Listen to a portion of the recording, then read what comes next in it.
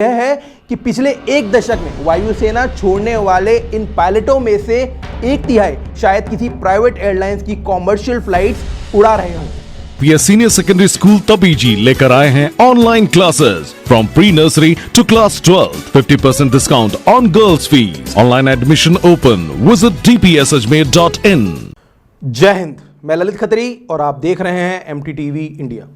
देश की सेना में काम करने का गौरव ही अलग होता है और देश के अधिकांश युवाओं का सपना भी सेना में नौकरी कर इसी गौरव को प्राप्त करने का होता है। यह मौका अनेक चुनौतियों, परीक्षाओं और दिन रात की शरीर और दिमाग थका देने वाली ट्रेनिंग के बाद ही मिल पाता है। लेकिन आज हम भारतीय वायुसेना की एक बड़ी चौंकाने वाली खबर आपको बताने जा रहे हैं। दरअसल भारतीय वायुसेना में कठिन परिश्रम के बाद शामिल होने का सपना पूरा करने वाले पायलट अब कुछ ही वर्षों में इस्तीफा देकर सेना को अलविदा कह रहे हैं और इसका खुलासा एक RTI के जवाब में सामने आया है। खुद भारतीय वायुसेना ने यह बताया कि बीते 10 साल में भारतीय वायुसेना के 798 पायलटों ने इस्तीफा दिया है।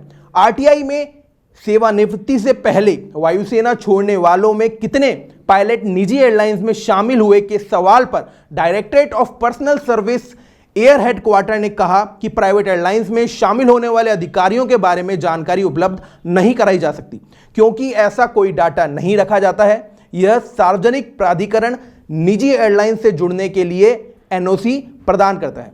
आपको बता दें कि IAF को पायलटों की भारी कमी का सामना करना पड़ा है।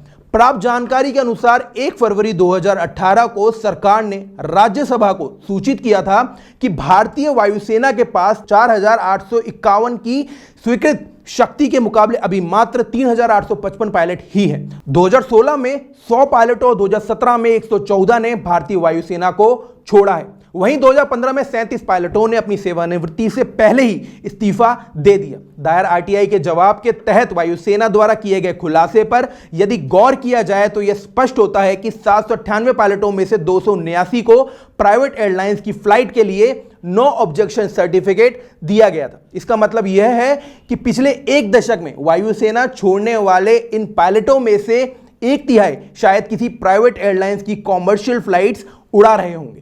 समाचार रिपोर्ट के मुताबिक एक मध्य स्तर का IAF पायलट एक महीने में करीब 2 लाख रुपए कमाता है, लेकिन जब वह एक प्राइवेट एयरलाइंस में शामिल होता है तो उसकी आय 4 गुना तक बढ़ जाती है और अधिकतर IAF पायलट 20 साल की सेवा पूरी करने के बाद वायुसेना छोड़ देते हैं।